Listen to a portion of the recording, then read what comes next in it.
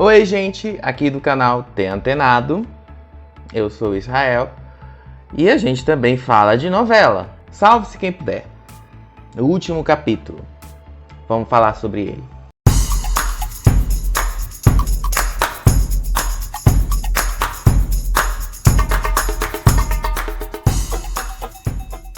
Primeiro, muito óbvio, inclusive, o final da novela. É uma novela, não espere grandes reviravoltas, não. Esperem grandes mudanças de enredo, essas coisas, porque isso raramente acontece em novela.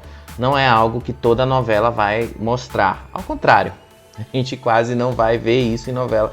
E muito poucas foram as novelas que de fato mostraram uma grande mudança brusca no enredo final. Partindo desse pressuposto, vamos ver o final mais esperado. Vamos começar pela ordem, né?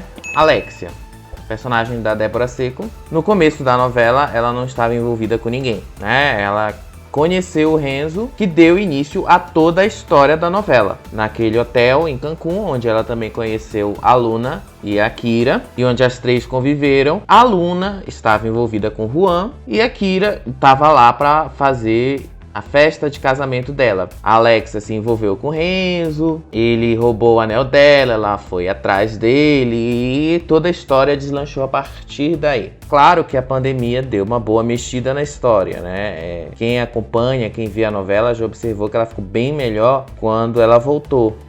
Em maio agora de 2021, esses mais de 50 capítulos que faltavam para encerrar. Ficou legal, ágil a história da investigação delas, não demorou demais. Tivesse seguido os cento e poucos, mais de 170 capítulos planejados, e arrastaria por aí por meses e mais meses, e ia ficar algo meio até sem sentido, porque você já teria esquecido o que aconteceu nos primeiros episódios. Uma sacada boa que a Globo teve, o retorno dela, foi ter mostrado os primeiros capítulos desde o início, ali em março. Reestrearam a novela do zero, reexibiram todos os 54 capítulos, com alguns cortes, é verdade, né? A edição dos capítulos estava levemente diferente, não era igual. Eu admito que eu não estava gostando muito dessa novela lá em 2020, mas eu acredito que tem muito a ver com todo o contexto, né, daquela época. Em 2019, a Globo lançou uma novela das 19 horas, Bom Sucesso, que é uma novela ótima.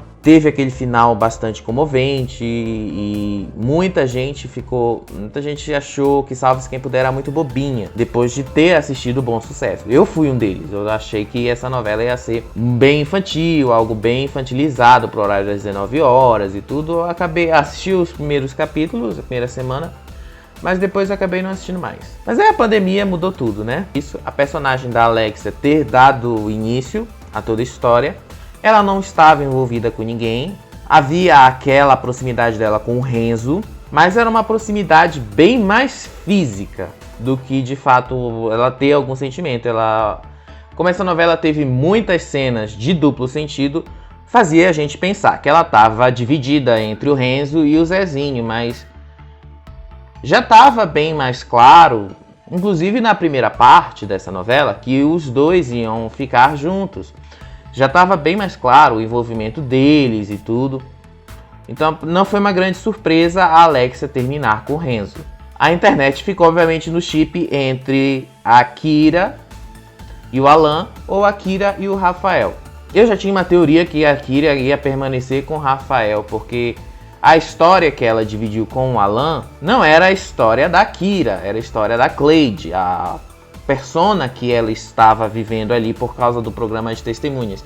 Então não era a Kira, não era a vida da Kira, não era as coisas da Kira, eram as coisas da Cleide. E a Cleide era um personagem que uma hora ia acabar, que ela sabia. Então quando ela decide voltar para o Rafael, na verdade ela escolheu voltar para a vida anterior dela, para os sonhos que ela tinha com o Rafael, que foram bastante explorados no começo, nos primeiros capítulos da novela. Ela queria casar, ter 4 filhos e já tinha inclusive o nome dos 4 filhos.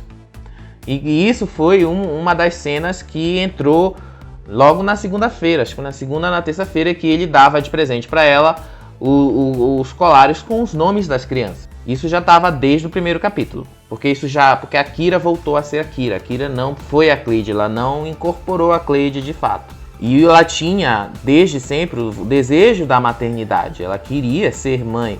Ao mesmo tempo, o Alan já oferecia o pacote completo. Ele já tinha os filhos, ele já tinha toda a vida. Ela, com o Alan, mesmo Cleide, a babá, ela conseguiu aprender como seria essa vida de casado, essa vida de ter filhos e tudo. Isso também ajudou bastante ela a se decidir em ter os filhos dela. No caso da Luna, ficou também óbvio, o final dela foi muito óbvio, que ela ia ficar com o Theo. Não que... E, de novo, a gente vai recair aqui nas cenas dúbias, que davam a entender que ela estava ficando mexida com o Alejandro. A gente cabe mencionar aqui que o ator que fez o Juan, o José Condessa, teve que sair da novela em julho do ano passado, porque acabou o contrato dele e ele voltou para Portugal. Ele é um ator português, voltou para Portugal. E então tiveram que fazer uma outra modificação para entrar esse personagem do Alejandro para cumprir essa função que seria de fato do Juan. Mas a gente já imagina que se o Juan tivesse permanecido na novela, o final não teria mudado, ela teria acabado mesmo ficando com o Theo. Porque o Theo foi aquela paixão repentina, ele salvou a vida dela no meio do furacão. E ela sempre manteve isso ao longo de toda a novela, ela sempre manteve essa lembrança, ela sempre manteve toda essa história que ela viveu com ele naquele furacão. Isso ficou bem marcado na novela, bem marcado nesses últimos capítulos. E a indecisão que ficou ali entre um e outro, obviamente é um recurso folhetinesco. Toda a novela faz isso, que isso foi muito explorado pela própria Globo para levantar a audiência da novela. O que faltou em Salve-se Quem Puder, a história dos vilões, foi algo feito muito ali a toque de caixa. Pareceu que eles queriam encerrar muito rápido a trajetória das vilãs, porque toda a história, a vilanice da novela terminou na terça-feira, com a prisão da Dominique e a morte do Hugo. Terminou ali, aquela história se resolveu ali. Talvez se a gente estivesse numa situação mais normal, isso teria se estendido até o último capítulo, porque em geral toda a novela é assim. Os vilões vão até o final, os vilões atrapalham os mocinhos até o final da história. Foi uma falha, eu acredito que foi um erro o autor ter deixado essa história se encerrar muito antes do necessário. Ela tinha que ter ido um pouquinho mais adiante. Mas é compreensível pelo que a gente tem vivido atualmente. Uma outra cena que cabe destacar foi a própria Globo falando da própria Globo. A irmã da Alexia, a Petra, chamando a Globo de emissora comunista, uma cidadã de bem e tudo. Achei maravilhoso eles terem esse toque de falar, de mostrar também que eles sabem que as pessoas falam isso deles. Eu achei maravilhoso, isso está incluído dentro de uma novela. Inclusive vai ser o título desse vídeo aqui. A Globo de fato agiu de uma maneira bem maravilhosa. Eu adorei essa cena, uma das melhores cenas cômicas da novela. A irmã da Petra se revelando uma cidadã de bem contra a emissora comunista. Essa aí já deve ter lugar na Record, com certeza.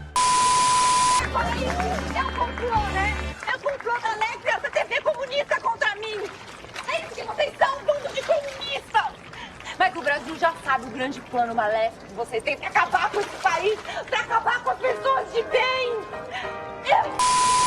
De resto, a novela terminou na mais obviedade das novelas. Não foi nada diferente, nada de anormal ou inesperado. Mas ela manteve a magia até o final. Isso é um ponto positivo. A novela manteve essa magia até o final. A gente que gosta de novela, entretenimento, cultura pop, sabe que é sempre bom você manter essa magia, apesar de todo o contexto não favorecer muito. Todos esses capítulos que se encerraram hoje foram gravados até o dezembro de 2020, então muitas dessas cenas foram feitas assim, a toque de caixa, foram refeitas com muitos recursos de computação gráfica e tudo para manter a aparência de normalidade. Tudo é louvável a atitude da Globo ter feito a novela da maneira que ela fez, gravando com todas as dificuldades que eles tinham, eles conseguiram gravar.